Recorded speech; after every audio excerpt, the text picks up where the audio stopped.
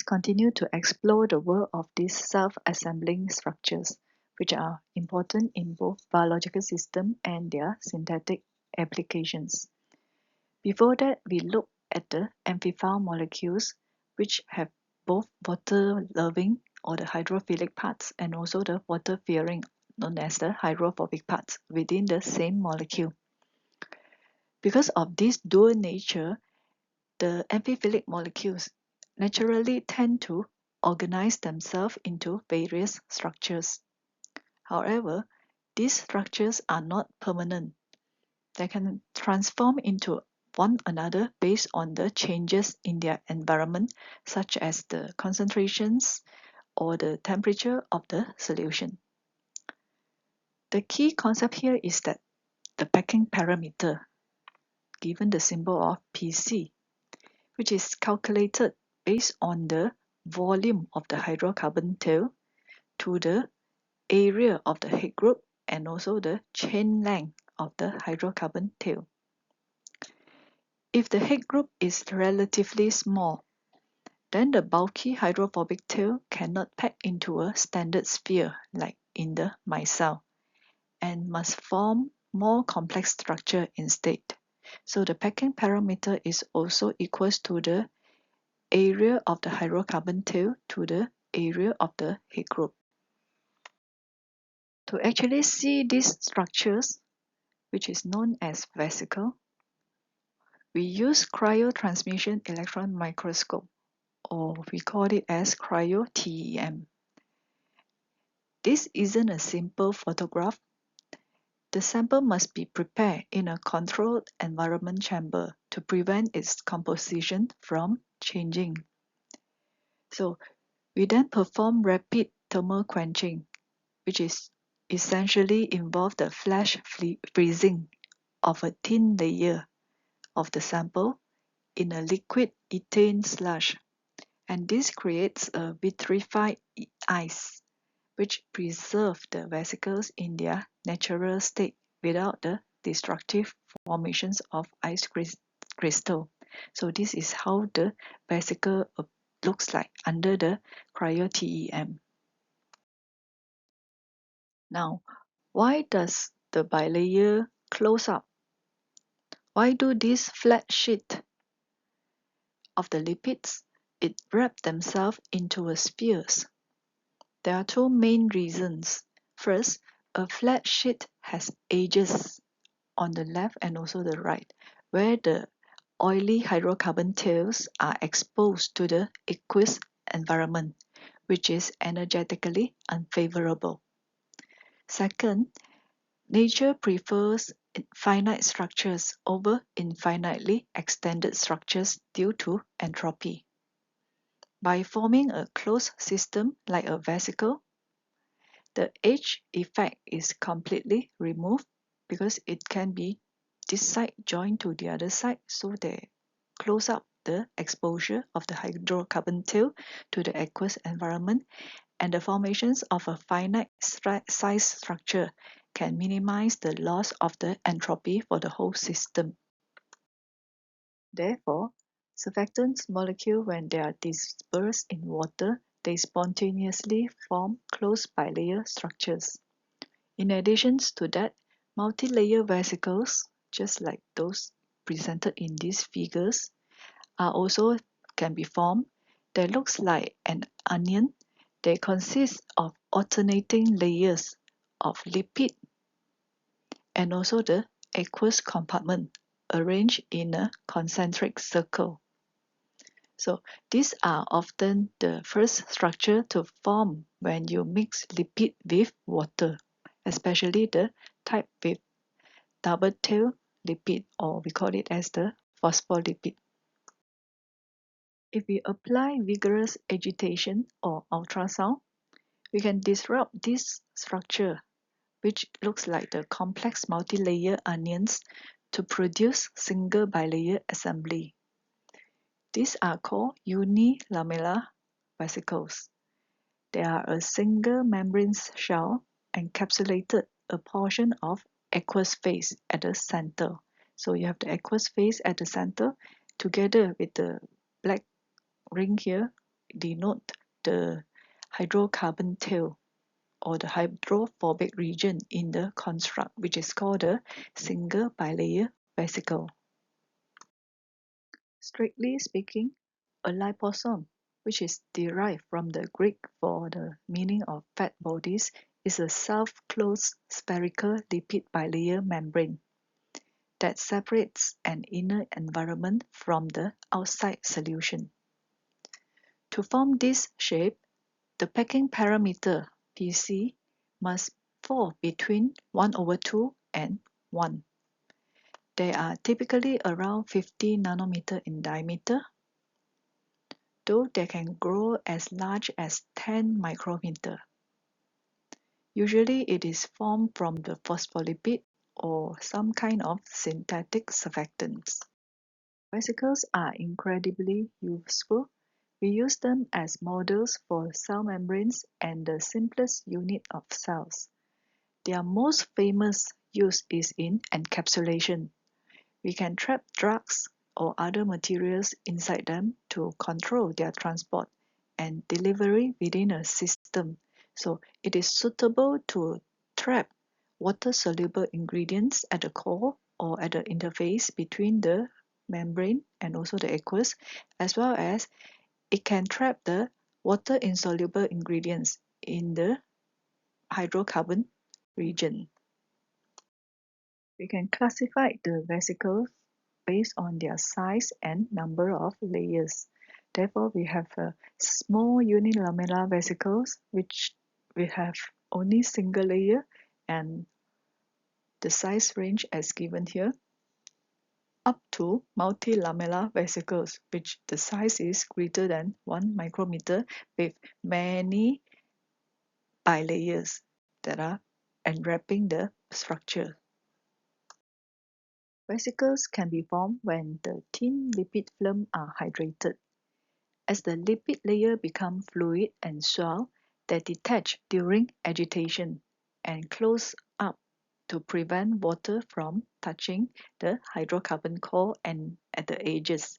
So to reduce the size of these particles from the multilamellar vesicle down to the small unilamellar vesicle, we must provide energy input through the sonications or through the process of extrusions, which use the mechanical energy to push the solutions through the filter and to restrict the size of the particle that can be formed.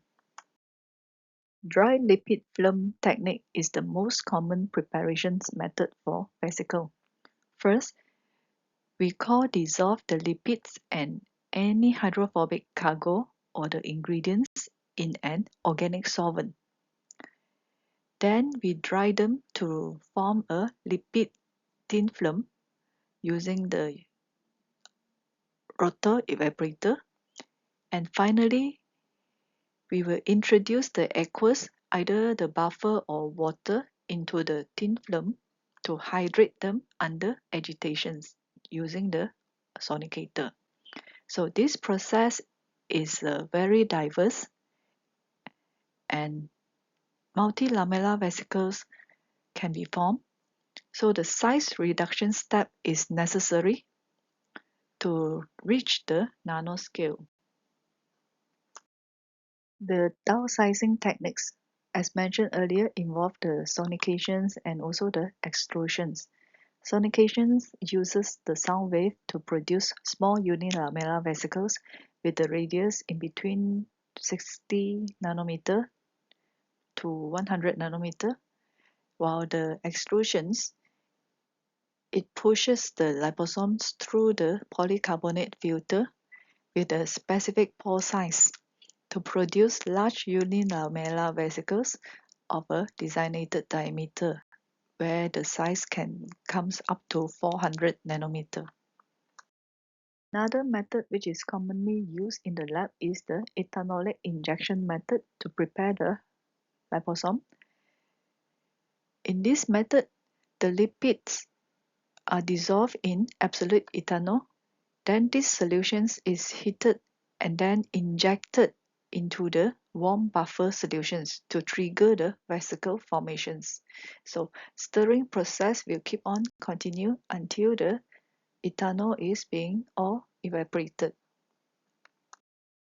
Electrolyte jump method is also sometimes applied to prepare liposomes, but it is limited to specific surfactants like sodium linear alkyl benzene sulfonate, where we use electrolyte jump technique to prepare the liposome.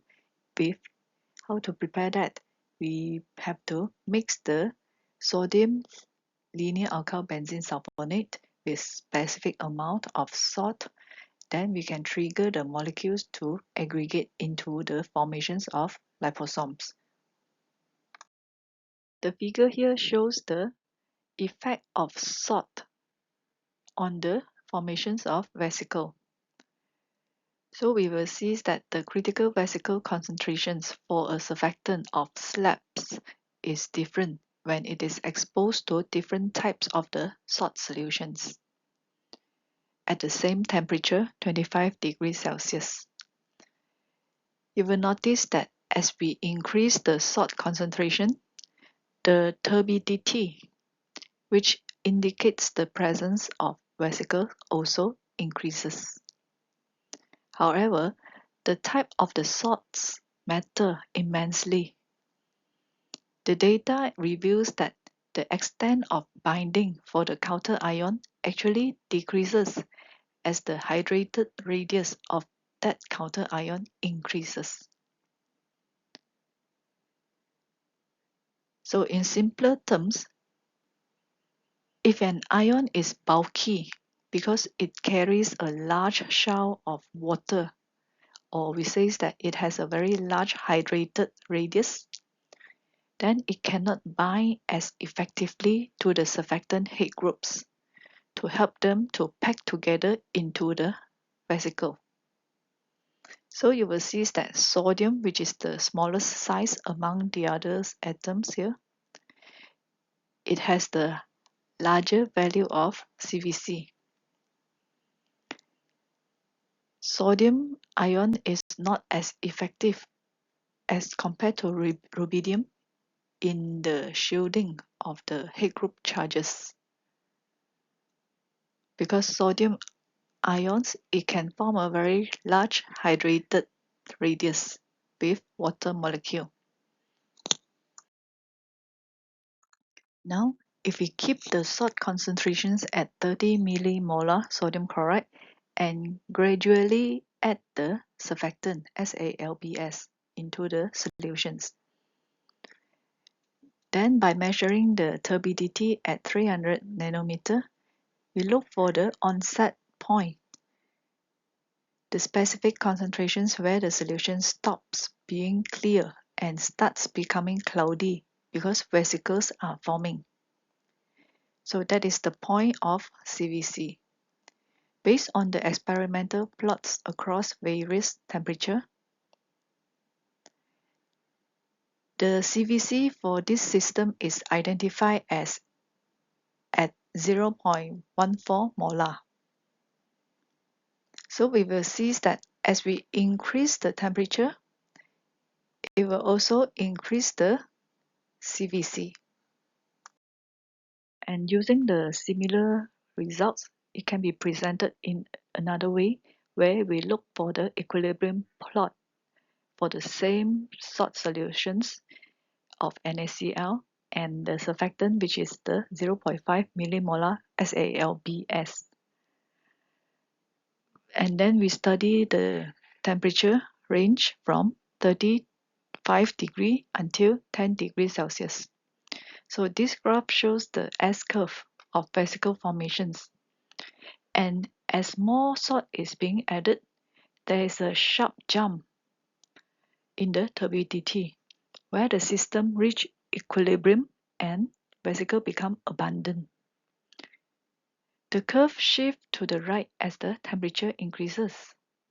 And this indicates the temperature directly influences the stability and the amount of the sodium chloride required to trigger the self-assembly process. So you must precisely control both salt and temperature to ensure the vesicle form are stable and uniform. So that is one of the methods to study the formations of vesicles and the effect of the salt on the vesicle formations as well as the temperature effect on the vesicle formation. We have to monitor all these factors in order to achieve the desired size of the vesicle and also the stability of the vesicle.